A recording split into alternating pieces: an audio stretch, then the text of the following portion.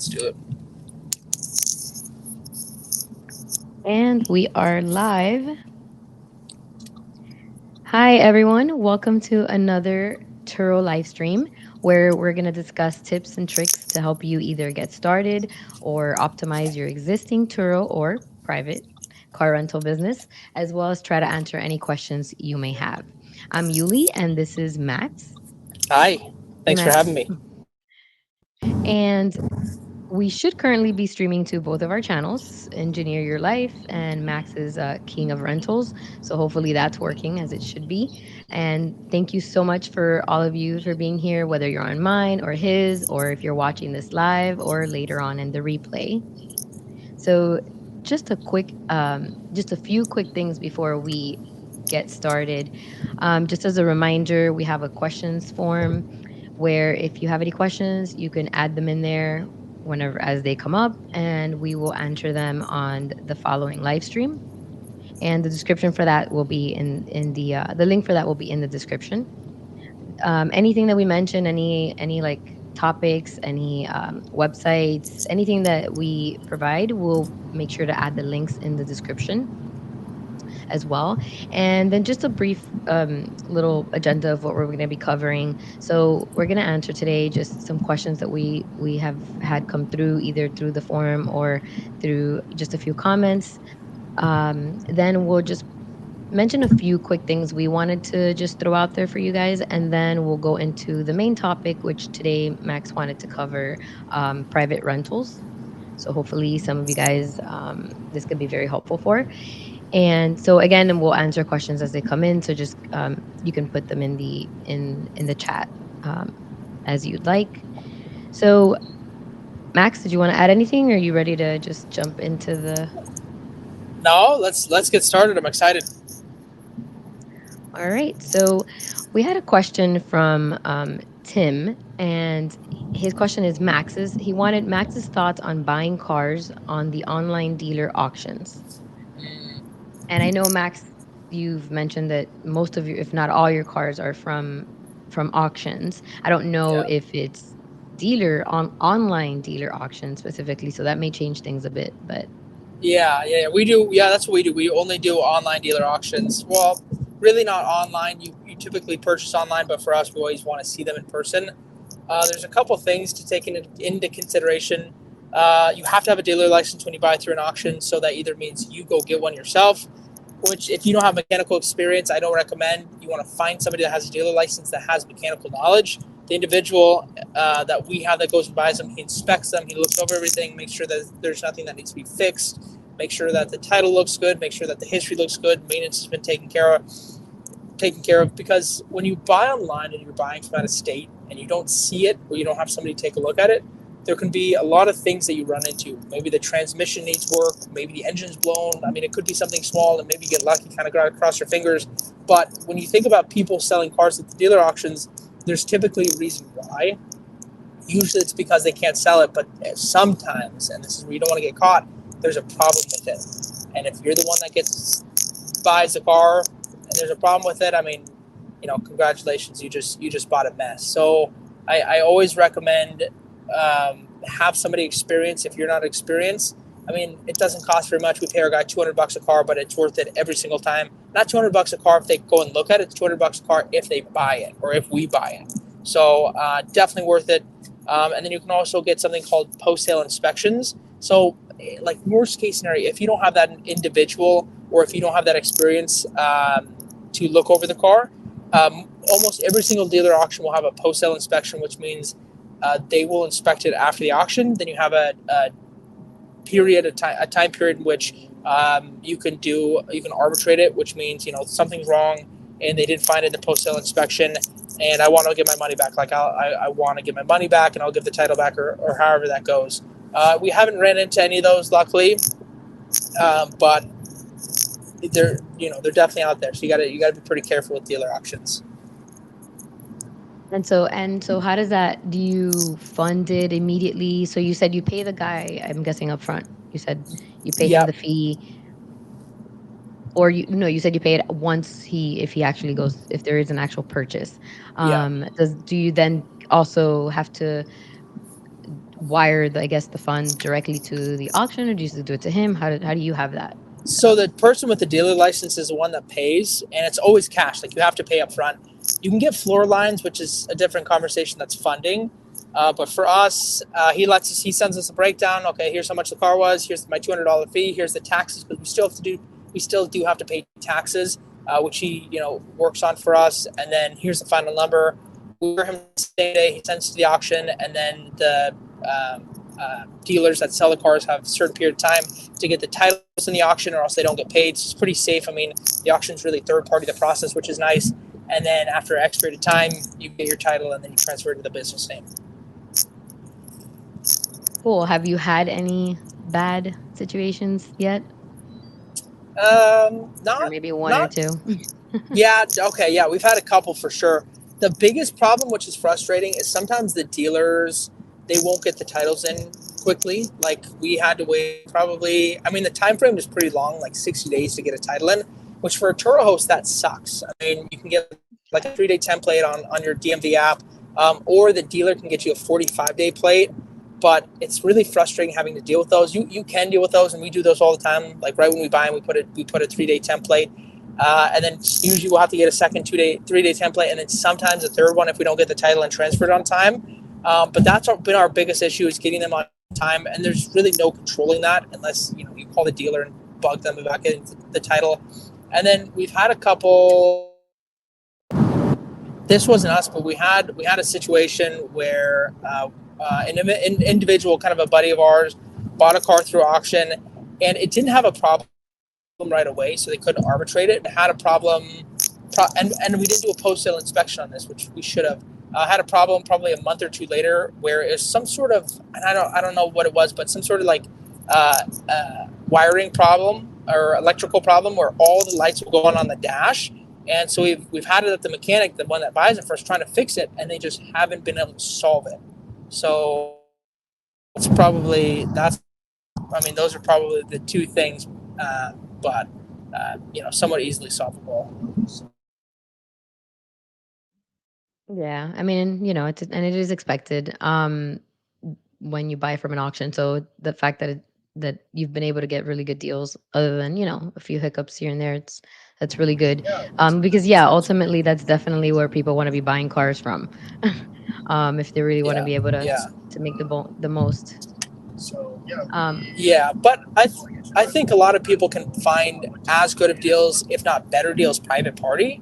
It takes a little more looking. You have to talk to people. You have to be able to haggle and be willing to haggle and get the price down. But I've heard about people, and people talk about this. They can get better deals at private party than they can auction. It's just a longer process, takes more time. But I've definitely heard of it. and these cars that you've gotten at the auction, once you bring them in, I mean, what has been the amount of work you've had to put in, if any? Um, Has there been any paint? Do you do paint jobs? Do you have to do? Yeah, usually when we buy a car and it needs something, we know it, and so we have a price set to buy it lower than what it's worth with cost to fix. So I mean, an example, like if there's a car normally it'd be 15,000, but it needs $1,000 of work, we want to buy it for 13,500. So with the fixes, it's worth less than what we normally pay. So we run into that. I mean, it's usually nothing major. It's maybe like a tire or two, or like maybe it's always small things. Maybe it needs like a button on the dash, or it needs a windshield, which is a little more major. Or we've had like hoods painted on cars, but we got such a good deal, it didn't really matter. So I mean, you can always get those, but as long as you buy it and do it smart and know what needs to be fixed and kind of calculate that a little bit, you can get even better deals by buying cars that just need a little bit of work. But I probably wouldn't get your hands full and try to get something with a ton of issues. Yeah, well, Tim, hopefully that answered your question. If you have any other follow-ups, just be sure to put them in there.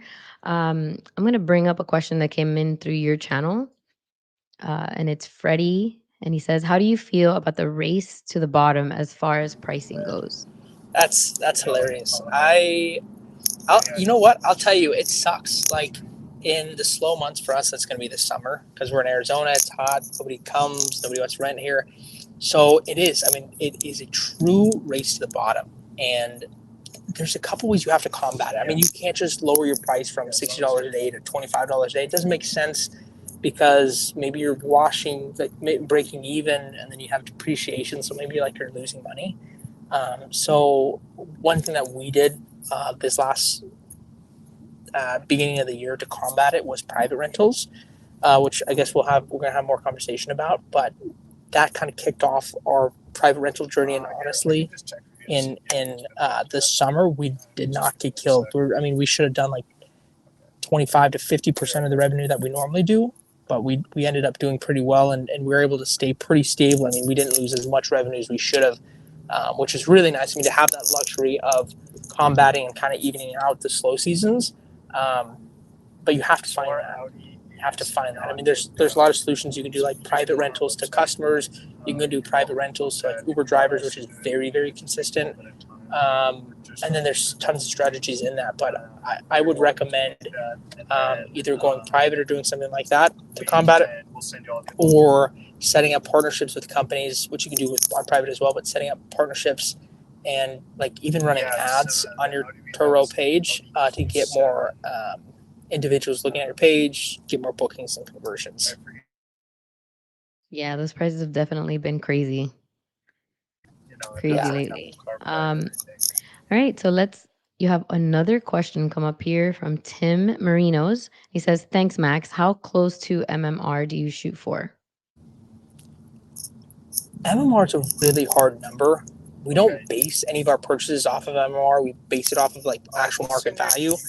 But it's really hard to aim for that just because MMR usually is a number calculated by so many variables. Like I don't we don't look at MMR too much. I mean that's not in our calculation, to be honest.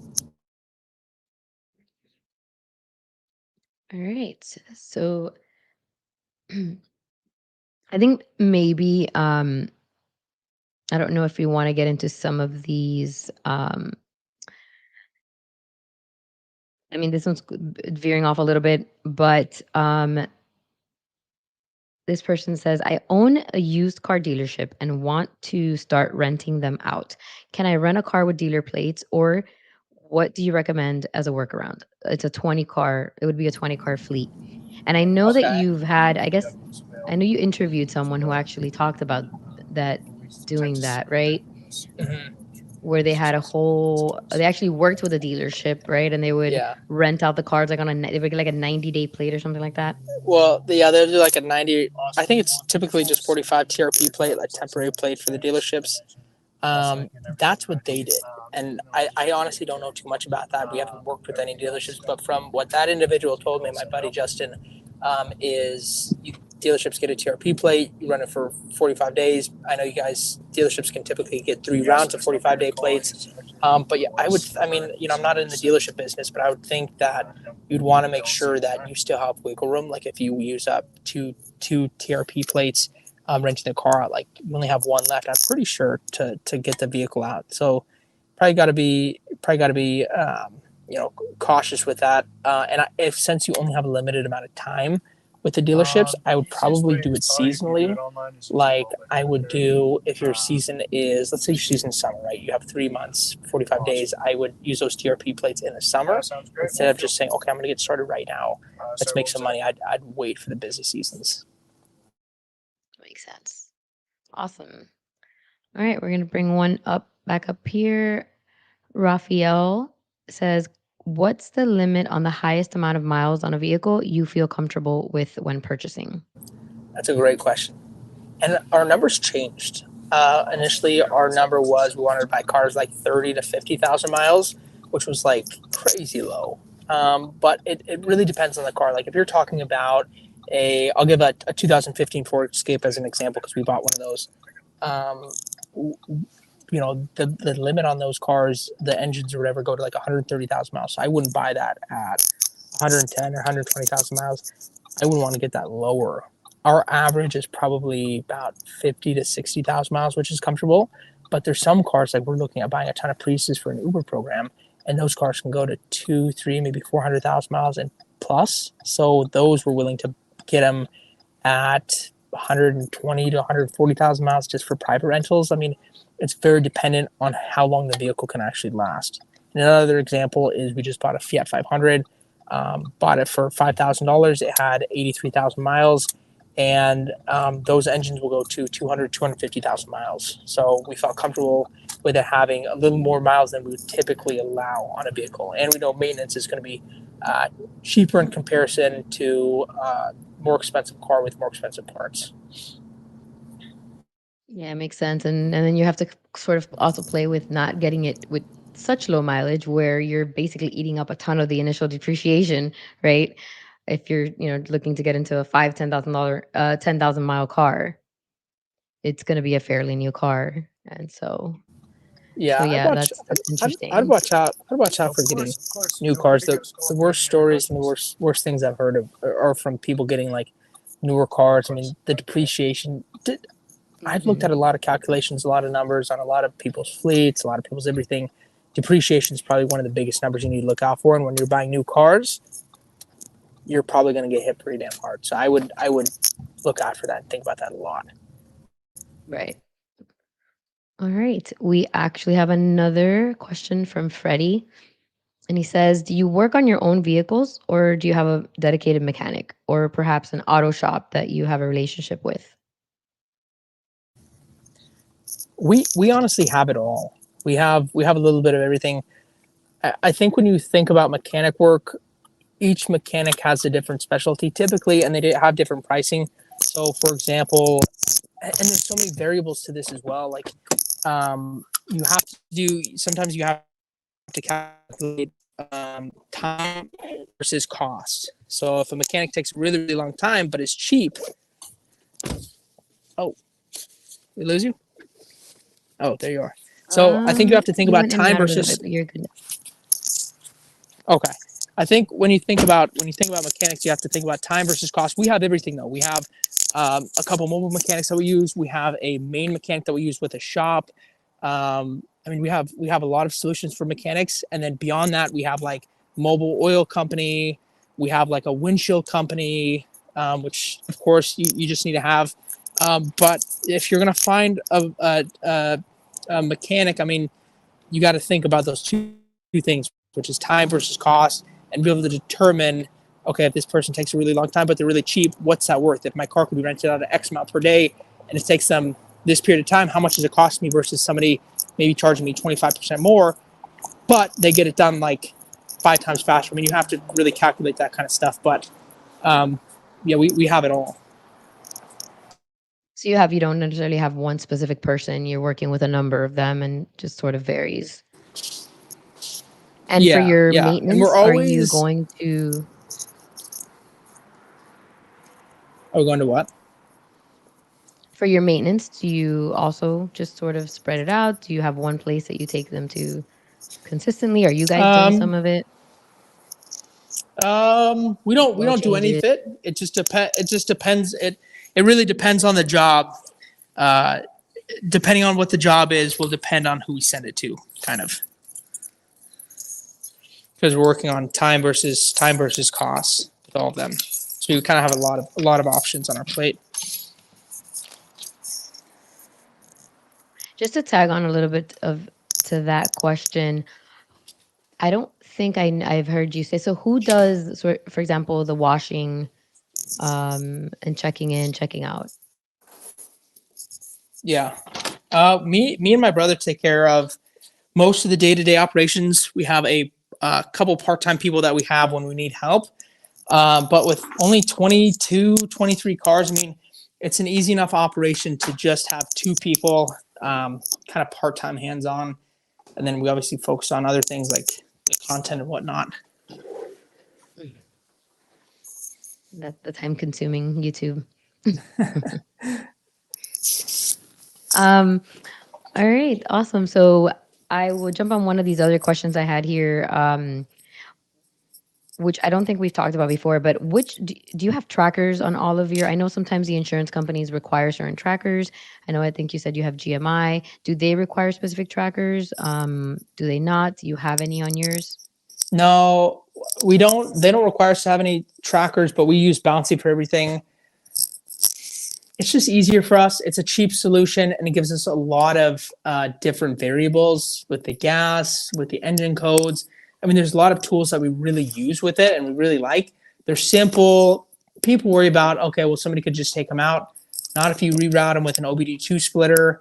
So I think Bouncy is a really good, affordable solution if you do it right. If you're just plugging it into the OBD2 port, you can see it sticking out. Renter could just see it, pull it out. They're going to do some illegal stuff. Yeah, I wouldn't do that. That's a terrible idea. But if you have like an OBD2 port splitter, which means it goes up into the dash, it's kind of hidden, and it looks like the OBD2 ports right there, they're really good solutions. That's what we use. All right, cool. And this is the last question I had here from comments. And this is a kind of a general question, but what happens when a guest gets into an accident in your vehicle? And so, like I said, this is very general. But to get a little bit of detail on that, have you? And this is my curiosity. Do you usually communicate with the guest yourself, or do you automatically let Turo handle it? I know I've heard hosts do things differently. Thankfully, I haven't had a claim yet. Wow, I mean, I that's had minor lucky. things.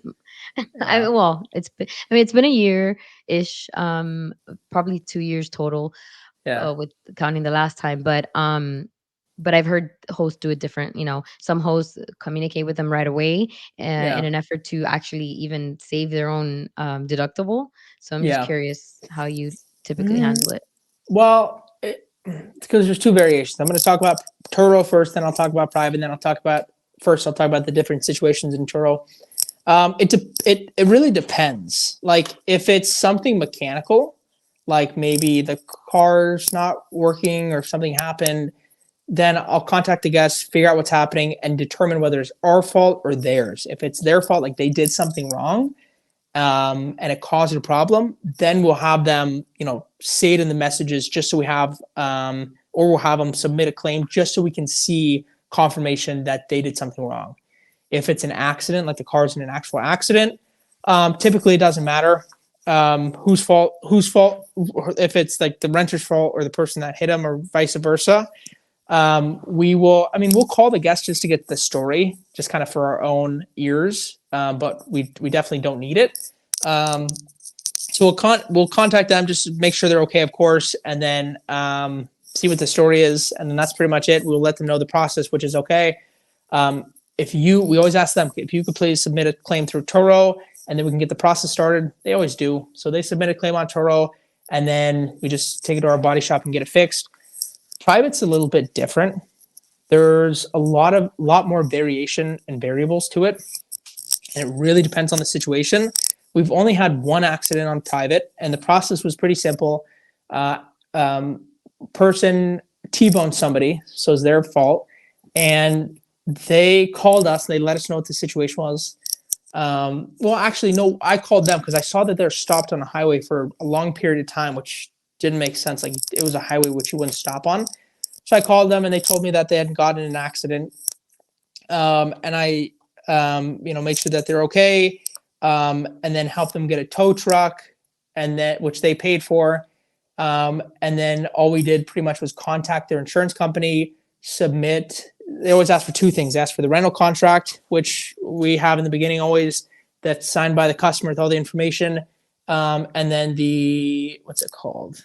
The demand letter, which is pretty much telling the company this is what we demand, this is what we want, and it's always how much money it is. So you'll take the evaluation of the vehicle, and there's a couple ways to calculate this. Usually that they'll put a calculation, but sometimes you can put your own calculation in there.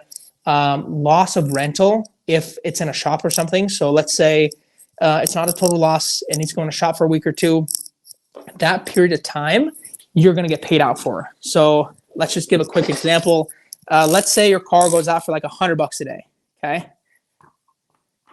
And it's out for, let's say, times 14 days. So it's out for 14 days.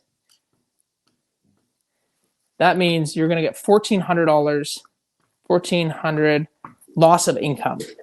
You can demand that. Another thing you can demand on top of that, which is really cool, and you can't get both of these from Turo, unless you're on the 60/40, you can't even get one of them, is diminished value. So when a car's in an accident, it's not totaled out. Like the car's worth less money. If somebody sees that on a Carfax, they're going to pay less money, and you have to report that on Carfax legally. So what you can do on your demand letter is ask for the value of the vehicle or the repair value. You can ask for the loss of income and then diminished value, which you can try to calculate yourself on that part. The other stuff will be based on a quote from a mechanic and then like how much your car was actually rented for. If you're renting to the guest for $100 a day, you can't tell them I want $150 a day. Like it is what it is. Like you can create your own variation of that, and then they'll pay you off for that. Sometimes they'll try to like fight you a little bit, but usually you're pretty good. Yeah, and the only thing I'll add to that is for the hosts that, which I have a whole video on this because it seems to be a very big thing. The hosts that are using the car that for personal and business and Turo, and so they have like their personal insurance as well as obviously the Turo. Just to make sure that you've seen that video or any other video that talks about this, just to make sure you understand the insurance. Because you can end up in a situation where if you crash your car during your off rental period. So you're driving the car somewhere, you crash, and the insurance company, it's your fault. The insurance company finds out that you're doing Turo. They can void your policy and you have no car. You owe the car to the bank, and it's just will be a very bad situation. So I just want to make sure I add that part of the whole insurance topic because I feel like there's a lot of hosts out there that don't even know that. The hosts Yeah, that have maybe one car that they're just it's their personal, they use it once in a while, and so they put it on Turo and they just don't know. I um hope I hope there nobody's trying to do that. That's very risky. Well, it's funny because you think, well, Turo, okay, well, it's rented, Turo is the insurance, and then when it's not rented, my personal insurance covers it. And I, for example, found out that that's not the case. I thankfully found out, and quickly realized that I needed to put the car on Lula or GMI. But again, then you're not supposed to be using the car for personal reasons. So that's something that if somebody's actually using the car, taking it on vacation, taking the kids to school every day, then they really need to look into that. There are some states that um, you don't have that issue. I think it's just a few states where there's been laws enacted that they've told these carriers that they cannot drop you for putting your car on Turo. But I think that's only a few states. So definitely want to make sure you check that out if this scenario applies to you. Um, so there's a question here that sort of is related to what you mentioned earlier with the plans.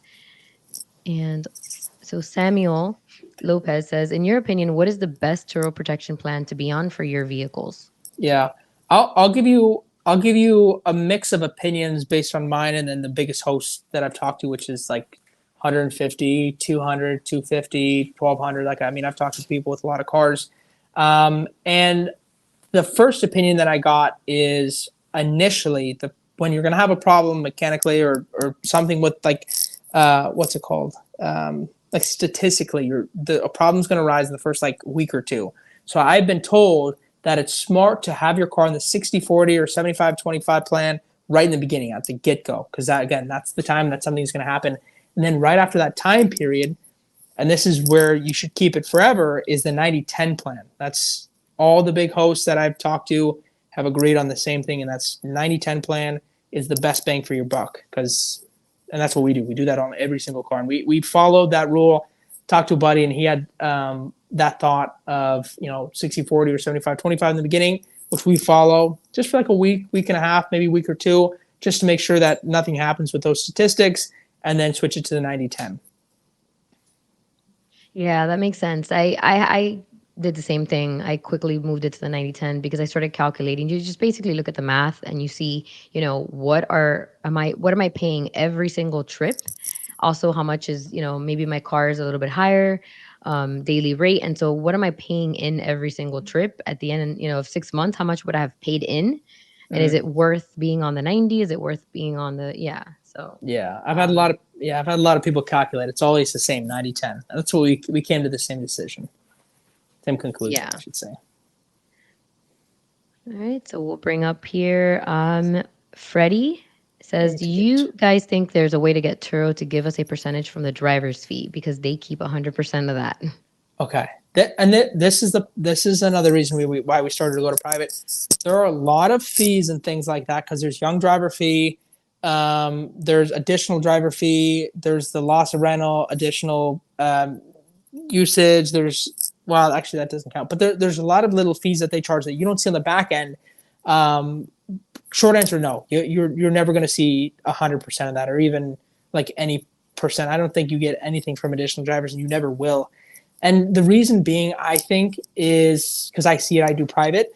Is when you add additional drivers, there's additional risk. So there's more possibilities of accident. So it's kind of their way and other people's way of hedging, adding additional drivers, and that's a fee that all car rental companies have.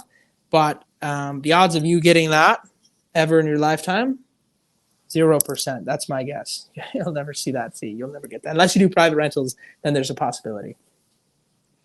Yeah, and they seem to just keep adding those and making them bigger and bigger. It seems. I've Yeah. seen some ridiculous fees where it ended up being the exact. I think it's sometimes when it's a very when you're renting the car from one day to the next, you can end up paying almost double the Oh, amount. oh, It's for been yeah, sure. it's been crazy. Yeah, easily. It's yeah, you can easily pay double. And I keep going back to private, but you think about okay, well, if I'm making $100 and the guest is paying 200, like why can't I make that other 100? Well, you can. You just have to set it up. But it's like, and I always tell people like you always have to start on Turo. You have to understand the process. You have to figure out how it works and how like a car rental company should operate. At least somewhat. And then once you can figure out that process, I mean, everybody eventually, like the big people, the big car rental companies, everybody eventually switches to private. And I think it's just, you eventually understand the reasons why. You slowly learn why you switch. Just gonna bring up a comment. Damien says most of the insurance only pay $40 per day if you send the mechanic on the shop. Mm-hmm. Yeah, that's true. That's well, yeah. When you look at partnerships, there's a lot. I'm going to kind of defer away for a little bit, and I'll come back to it. When you look at because that's a partnership, you're partnering with an insurance company, or somebody comes to you with insurance. You're right, and there's a lot of places where that will happen. So that's going to happen at the insurance companies. When you go to a dealership, typically the OEM or the manufacturer pays for it, so it's the same 35, $40 a day. And there's possibly ways around it. We've thought about this. We don't do any insurance claims because it's so cheap. It just doesn't make sense, especially at our scale. I mean, if you have 20 cars, you're charging 35, $40 a day. Like it's just not worth it. The reason the big car rental companies are doing it because they have tens, hundreds of thousands of cars and they have the ability to do it. And that's how they've scaled. But their margin is like 6% or 5% or 4%. So, and maybe it's a little more, but if you look at that margin, if you think, okay, well, I have 10 cars, I'm making $40 a day, that's $400 a day times 20 days, 4 2, that's 8,000 a month, and I'm making 6% margin on it. I don't know. I mean, it's you're not really making anything. So that idea makes sense at scale, but smaller term it doesn't.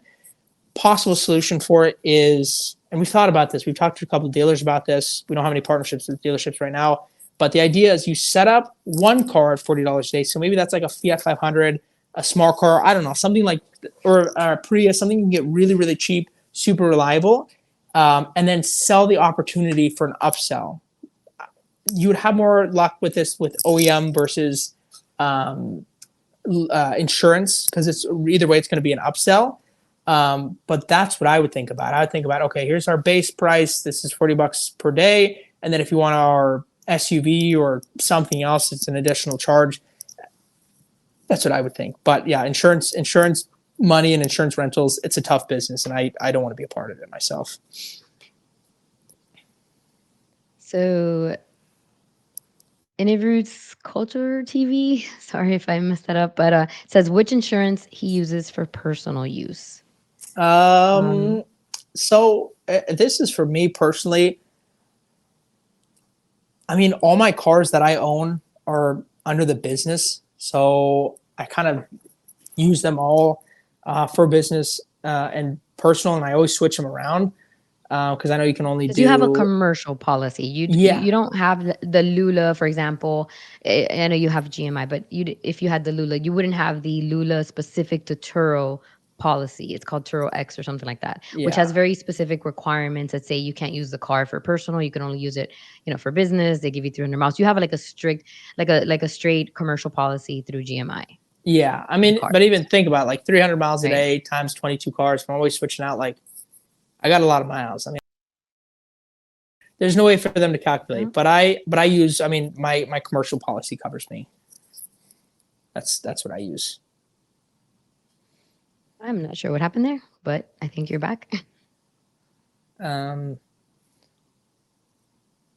did you hear? Oh, did you hear? I Yeah. just. So yeah, because they give you like 300 miles, but yeah, so you have. I mean, because if people were needing to use, let's say, like the Lula X, where they say you can only use it for business purposes, you couldn't you could probably get away with, going to the store here and there one time, but if you Yeah, were literally still using your car for personal reasons, going to drop off the kids every day, 2, 3 times a day, pick them up, then going on a Disney vacation, you crash the car on a Disney vacation. I mean, where were you taking the car to get serviced? yeah. And then run into an issue. But in your case, you don't it doesn't it doesn't that's not relevant for you because No, and you I'm have pretty all your sure. I mean, cars. yeah, and I'm pretty sure I have to look into it, but I'm pretty sure we have unlimited. Like, there's no set amount to personal miles. I don't think that's even a variable with Jim. If I'm not mistaken, I could be wrong, but I don't use enough personal miles to even for it to matter. But if like that's a good point. Like if somebody does a lot of things in their car personally, I mean, just don't. I mean, I know that's Mhm. kind of a weird answer, but like either don't or just understand that you're probably not going to get caught. But if you do, obviously it's going to suck. I mean, and you have to also think like if you went 304 miles and you're only allowed 300, like how they found that out, like how they calculate that. I mean, is there even a way for them to dig into it? I mean, just my thoughts. They I mean, I actually do have they do have the I know Lula requires either the trackers or for you to be connected to the Turo but Go. but even if it's attracted to a bounty, like how they know what's personal versus a company, like Well, how they determine that. yeah, no, so they don't track. So again, there's different things. So like that's only when it's the policy that is it's called the period X, or I don't know if that's the maybe mixing ABIs, but it's basically the policy that says I'm covering you for the time you're not covered on Turo. So it's this very unique insurance coverage. It's not their like full commercial policy. If you Okay. were to be on the full commercial policy, then it'd be like like your GMI policy, where Mm-hmm. it's just a commercial policy. Your cars are all covered. They don't care what you do with them. It's this very unique um, policy that it's only $79 a month, and it covers you the cars the time that they're not rented, just so that you meet that like state requirement, and again, this would only be relevant and important for those hosts that have one car or maybe two cars, but that they use the car. It's the same car that they have, the only car they have, and they use it both for personal and and for Turo, because you can run into in situation. I don't think it's that you go over the miles or whether it's one or the other. It's just that what if you get caught in a situation where you're somewhere you're not supposed to be, like Disney or something, and they're like, well, you're Yeah. only supposed to be using the car to take it to get service, to get maintenance. So Yeah, you just that's you where just you gotta hope kind of you just want gotta hope you're to. not that person that gets caught. Yeah. I'm just kidding. I mean, I wouldn't risk it. Obviously, I don't risk it. I mean, there are some insurances. So I did some research for myself, but also when I did that video, there's, for example, uh, there is one insurance company. So there are some states that have told these carriers, no, you can't drop your insured just because they're on Turo. So then that means you could just use your Geico or Progressive and you're fine. I think that's, I don't quote me on this, but I think maybe Vermont. maybe California. I'm not sure. You'd have to check, but Wait, there's that, and then wait, sorry to pause you, but did you say that the insurance companies can't drop the individual just because they're renting a car out? some states, only like one or two, maybe three states. Dang, Yeah, who lives because in Phoenix who wants to sign a petition? That's that's crazy. I yeah, didn't know that was the thing. That's crazy. yeah. Well, I guess because people have complained, and so and people were getting dropped, and lawsuits were filed, and because otherwise, you really won't know. For example, in my case, I went to insure my car, the one I bought specifically for Turo. So it obviously didn't affect me at the end of the day because it's only being used for Turo. But still, I went and I tried to set it up on Progressive, and I found out by mistake that I couldn't do that, and it was just because I was trying to figure out the whole whether I was going to have that little app thing that they put on, and I was like, no, no, no, I can't have that. It's a car rental. It's for a rental. I don't want that affecting, who knows who's going to be driving it and how. And they're like, oh, wait a minute, you can't have this car rented. We're going to have to Mm, confirm with underwriting, but I'm pretty sure we're going to have to cancel your policy. And they did. And thank wow. God that I found out that way, because if I had found out during a time where maybe, God forbid, I totaled Yeah. the car, it'd be a different story.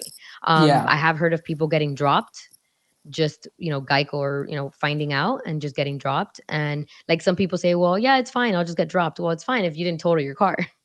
But if you're getting dropped when they're supposed to be paying for your 30-40 thousand dollar claim, then that is a big deal. Yeah. But But you can like I said, always there is. sorry, but Mhm. there was always solutions. I mean, before we got commercial insurance, because back in the day we're like, oh, commercial insurance is so expensive. We didn't even look into it. We just assume that, which is funny.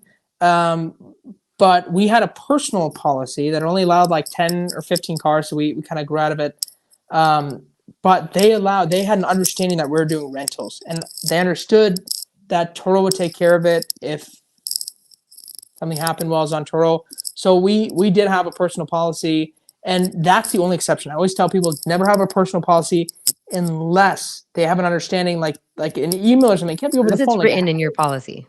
yeah, but you have to have like Unless it's you like have yeah, or there's I think even an email conversation, like as long as you have a confirmation via email. I mean, yeah, something in writing that yeah, states 100%. It doesn't that, have to be signed off or anything, because but you're just yeah, an email's fine.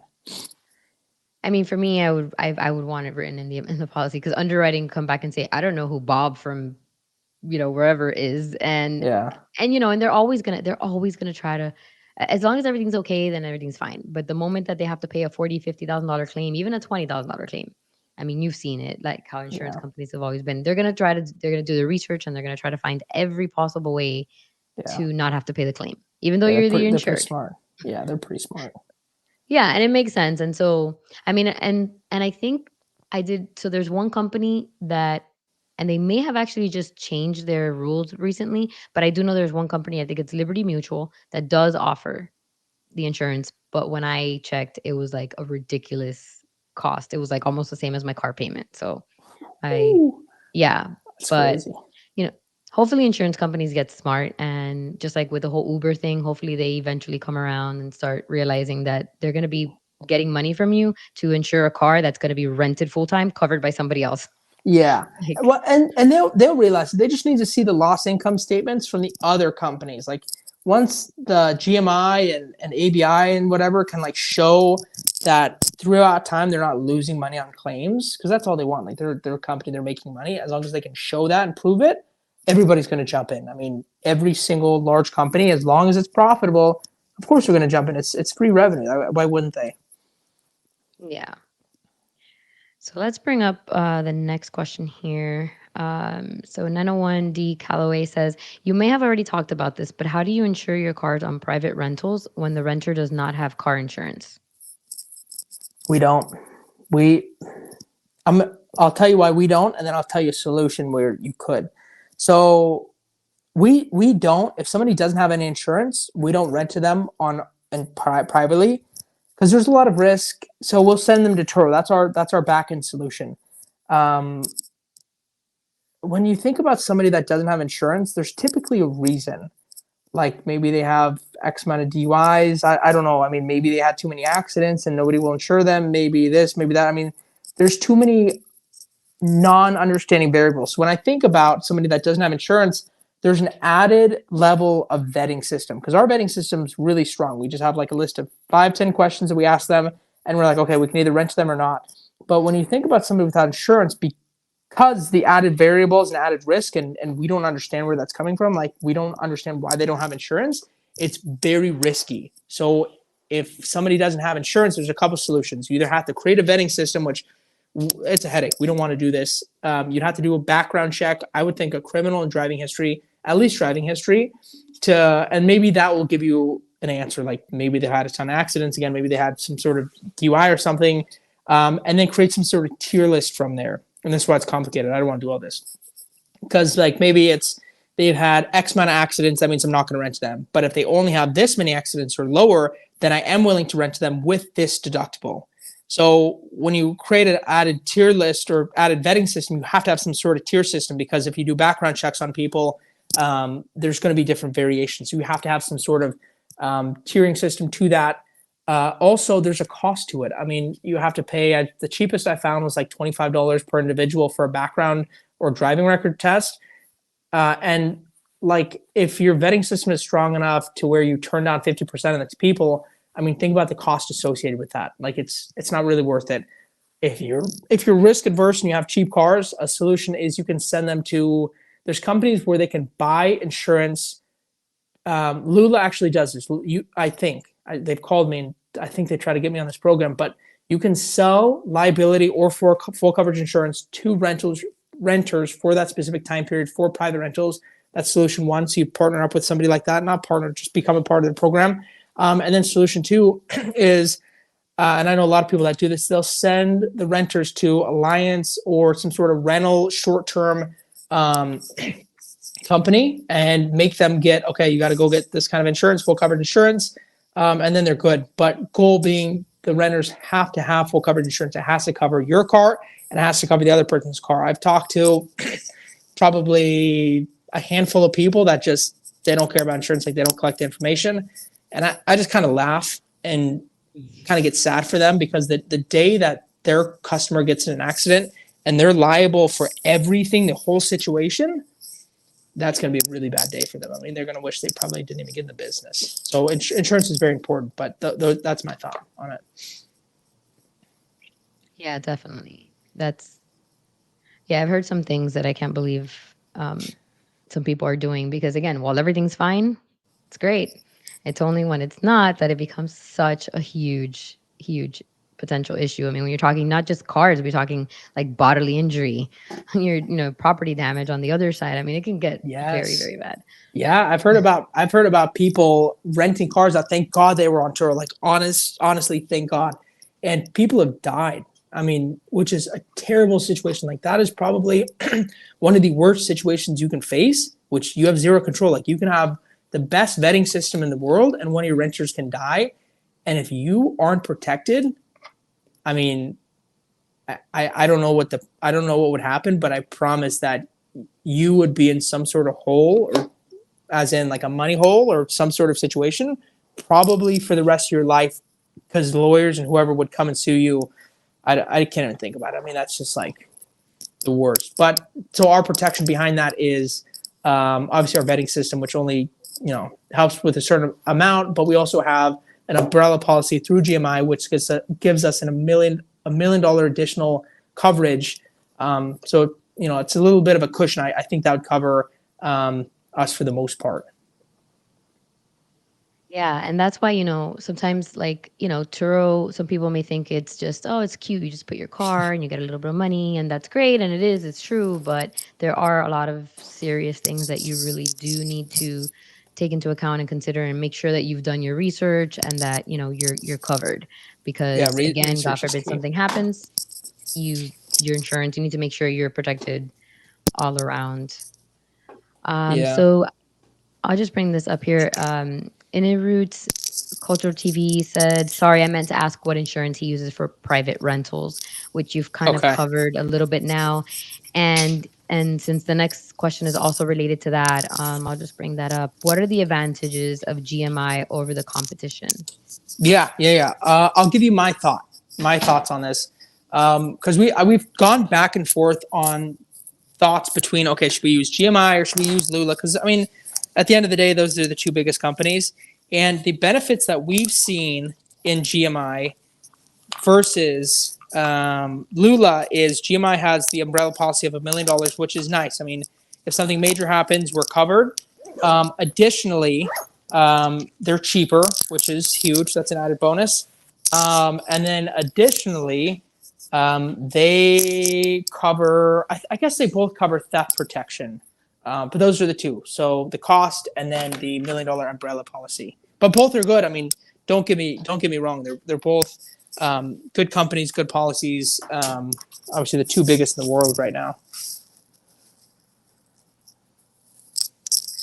Um, what are what are you paying on average like per car right now We're who have paying GMI? we're paying $105 per car per month, and I'm sure that's going to go down. But that's just That's what it not is right now. bad. Yeah, it's really cheap, and to cover private rentals, I mean, we got a quote from Lula, and I think it was like 170, 160 Oh bucks a wow. month per Yeah, car, that's which I mean, huge. yeah, that's a 60% increase. It's insane. That's huge. Yeah. Yeah, that's absolutely crazy. So definitely no thank you. Hmm. Uh, Entering Bass Zone says, going back a little, are there any vehicles in particular that you stay away from when purchasing, besides the ones that don't bring in the most ROI? So, like four-wheel drive or basic trim, pickup trucks. And I know obviously this is dependent on the market as well. That answer will vary, but for the most part, in your case, That's a really good question. There's so many variables that you have to take into consideration. But I'm going to give you my list of the main ones that are super important. So when I'm looking at a car, I look out for depreciation is like one of the biggest things. If there's a car that's depreciating 25% of the year, 25% a year, I don't want to touch it. I mean, I don't want to look at it. Second thing is mechanically. Like if a car is known to have mechanical nightmares, I'll give you an example. Like we bought a Fiat 500, which is fine. I mean, mechanically they're decent, but if you buy a Fiat 500L, mechanical nightmares. Another example are CVT transmissions on Nissans. Those are historically known, and we've had two go out at like 70,000 miles, which is seems to me like crazy low. But those two situations cost us about 15,000. Um, Third thing is when we're looking at buying cars, we always want to make sure that they're cars that people will want to buy after we're done using them. So an example I'll give is Priuses, Toyota are really high desirable cars. But when you look at stuff like a Slingshot, we've owned a Slingshot and we could not sell it. It took us about 6 months. So cars that people actually want to buy when you're getting ready to sell them. Um, and then the last thing is I'd at usage, which I mean, you gave the example of pickup trucks. I don't personally want to buy any pickup trucks just because I know what they're used for. I don't want to buy a car that I know is going to be used for heavy usage, bed being torn up, right. people just beating it up. I mean, that's kind of historically what people use them for. And I don't really want to be a part of that. So that specifically, we won't buy pickup trucks at all. Got it. Yeah, so Kyle Horton says, just got $50,000 business credit line, 0% APR for 20 months. Nice. Going economy with this round. My Yes. question is Chevy Sonics or Ford Focus? Both are around same ROI, but don't know which brand is more reliable. And then um. adds, Jeez. and then he added in, stay away from Teslas. My Model X has had a broken windshield and still waiting on a windshield for 3 months now. 6K in loss of revenue and 2K loss of depreciation. That okay. I'm gonna start with the Tesla, and then I'm gonna go into the two examples.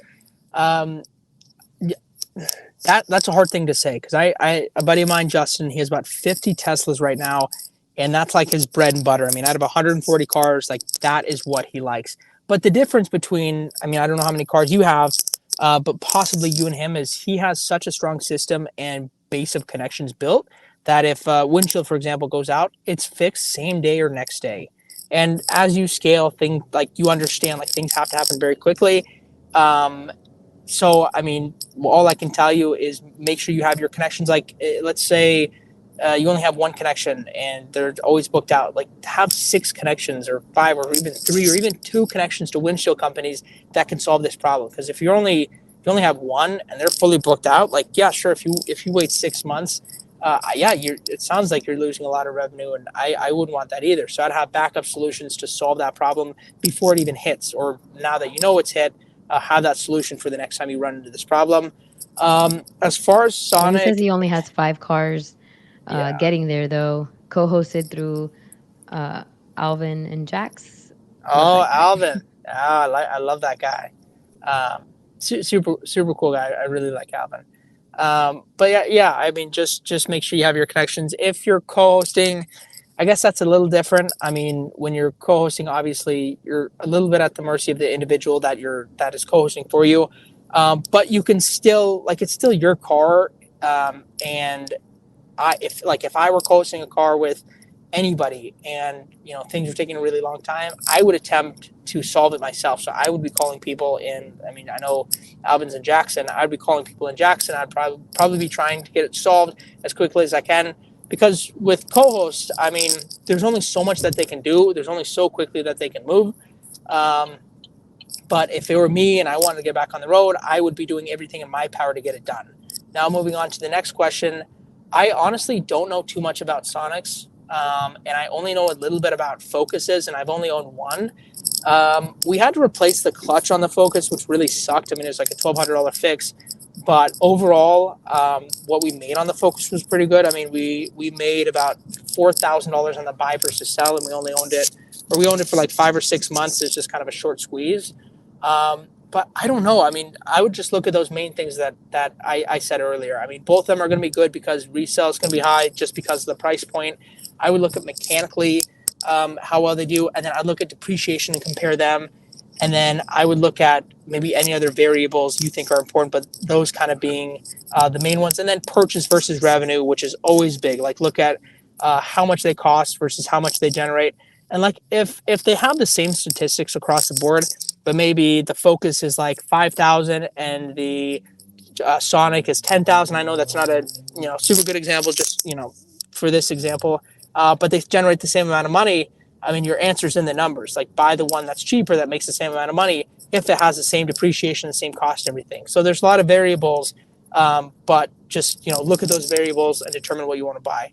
Also with 50,000, I mean, you could buy one of each to start, 5,000 a piece, 6,000 a piece, and then like figure it out. Obviously, do a little bit of research beforehand, but I mean, there's always an opportunity to buy them both, and then just kind of see which one does better. Because sometimes, I mean, market research can only do so much, but it's kind of at your own discretion. Yeah, definitely. So Kyle says, Golden Egg live stream. Thank you guys. Yeah, happy you're here. Thanks. And yeah, and in maybe before the end, I'll just go ahead and give you guys a little bit of information on, since we just touched up on, the floor plan financing.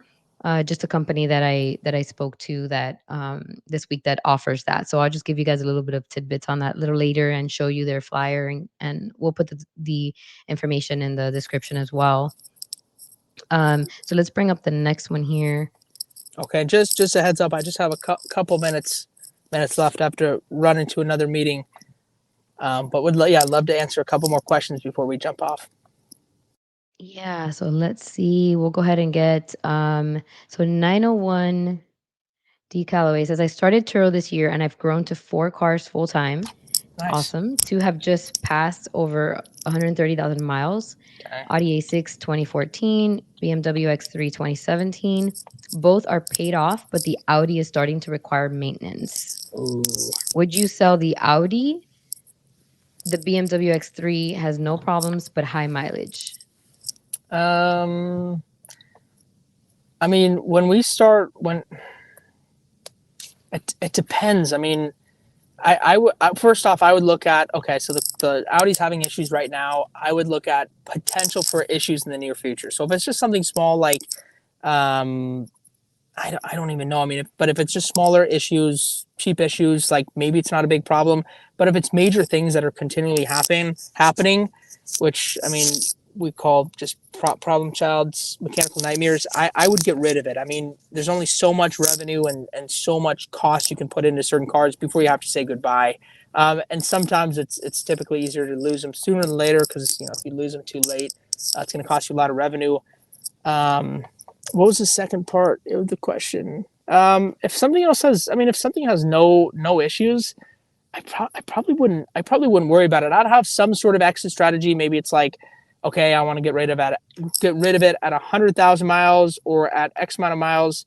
But I definitely have an exit strategy, even if it has high miles and no problems. And a couple things, or one additional thing you can look at is the depreciational chart. So certain years will depreciate a lot faster than other years. So I would take that into consideration. Certain years or miles are going to have a lot more mechanical problems than others. So look at all that. Sit down, look at Car Edge and look at all these figures, and then you can make a determining factor. Because if you're 1 year away, like 1,000 miles away from like absolutely terrible issues happening to this car, I mean, I'd probably get rid of it right now. But if there's no foreseen problems, or not quick depreciation, I mean, hold on to it. Yeah, definitely. All right. So, do you are you good, or is that good for you today? I can stay and just give those few little tidbits. There's a few questions here about spreadsheets and things that I could probably take on and maybe even use to be able to bring up some of those what we talked about. Maybe a quick dashboard intro. But if you're good to stay a few minutes longer, Yeah, or are you good? I probably got a minute or two, so I'm happy to stay on for a minute. So let's see.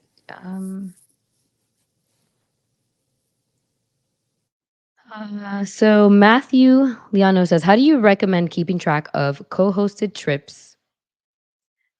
CarSync used to be insanely valuable, yes, but without it, it has been nearly impossible. How do you recommend keeping track of co-hosted trips?" So I can't explain this on my own words because all the cars that we have we own outright. They're our cars. We don't co-host anything. But from what I've seen, I mean, I was just sitting down with my buddy Brandon today, and he has about 170 cars, I think 20 or 30 co-hosted. And his system is he has a spreadsheet for all the vehicles, for the individual hosts, for the individual cars. So having some sort of spreadsheet to separate it is probably the best way. I don't know exactly what you're looking to track. I mean, trips or revenue, but having some sort of spreadsheet or something that you just continually add to, and probably I would assume this would be good information for the co. So this is something you can share with them. They can see it and they can continually see the revenue added. So you don't have to keep calling and say, well, why did I only get paid $400 this month? Well, it's on the sheet, or so on and so on. Yeah, and he said he followed up with, also curious to ask if you guys have any recommendations on keeping track of maintenance. Mm, So, I mean, the biggest thing for maintenance on vehicles is oil changes, and we have a company that tracks that. It's a mobile company that comes out, so they track that for us. This is something that can be tracked through like Google Sheets or something. But typically, it's like if we recognize something, because with a smaller fleet and even with a bigger one, like if something's wrong, you can tell. Unless it's an oil change, like you have to do that every certain period of time. But we typically know when something's wrong. So whenever we know something's wrong, whenever we can feel it, we'll just immediately get it fixed or checked out. But we don't have any certain thing to watch over maintenance specifically, other than the oil changes, which is being watched by the company. And I'm just curious. He says, biggest thing is just calendar. It's all over the place. How many cars do you currently have, Matthew? Are you hosting cars for others, or is what I'm assuming you want to be able to grow and because I know that a lot of I know what he like what Max just said. A lot of these co-hosts are hosting, 50, 100, 150 cars, and they're tracking everything on spreadsheets. Yeah. Um, and that's actually something Max and I have been talking about recently, because there's definitely tons of better ways to be able to do that. Same thing with being able to automate some of your maintenance schedules. Just a little app where you can put in, okay, I want to be reminded every 10,000 miles or 8,000 or whatever it is for each specific vehicle that you put in, to what's coming up. And I mean, there's applications like HU Rentals and um IO Fleet, I believe it's called, that does that, but they obviously charge probably a certain amount that may not be feasible for like a smaller host. I would think maybe for 4 or 5 cars. He said currently, so he said, really appreciate the advice and suggestions. Awesome. And he said, currently 23 of my own, and was co hosting five, but downsized. But I have someone who wants me to manage 50 plus in the near future. I'm down to take it on. I just need better systems. Yeah. I, I mean, I think systems come with scale within reason. Biggest issues I've seen with people that scale too quickly is they just turn upside down. I mean, it's hard to scale quickly. If you're only at 23 and you're going to essentially 3x is practically what that number is, like almost going to 75. I would take it slowly. I mean, I wouldn't 3x immediately. I would probably set up some sort of schedule. So maybe it's five per week for the next X period of time until you're up, because you'll build the systems as you go. But there's not any specific systems that I can think of. I mean, and you'll learn as you go. Like you're going to realize, okay, I need another crew member, or I need another wash pass, or I need this, or I need that. And that comes with scale. But of course, you don't want to grow too quickly, or else if you take all 50 at once, that's recipe for disaster. Like you're going to realize you need all these things at once, and it's probably going to be too late because you won't be able to keep up with quality and performance on your fleet. yeah, definitely the growing slowly is probably the best advice. But yeah, there's definitely systems that should probably be implemented and used by especially some of these hosts that are putting everything on a spreadsheet. I love spreadsheets, but I have a love hate thing. So yeah, we're Max and I have been talking about that. Um, trying to find spots where we can make this better. Automate things, so maybe we can put out some videos soon showing some of that stuff that may be able to help you with that, Yeah, with for sure. some of these systems. And I'll just put up a 901 D Calloway says, y'all are amazing. So glad I joined. Thank you so much. Yeah, happy you guys, happy everybody could make it. And Matthew says, appreciate the input. Definitely will have to up my spreadsheet game. Really appreciate it. No problem. Thank you so much. Max, do you want to just go ahead and end it here, and we'll just cover, we'll try to set this up again for next week, and Yeah, we'll try to cover some of the other items. And at least we talked about some of the private rentals that you wanted to get into. I yeah, think we yeah, were able to touch up on that.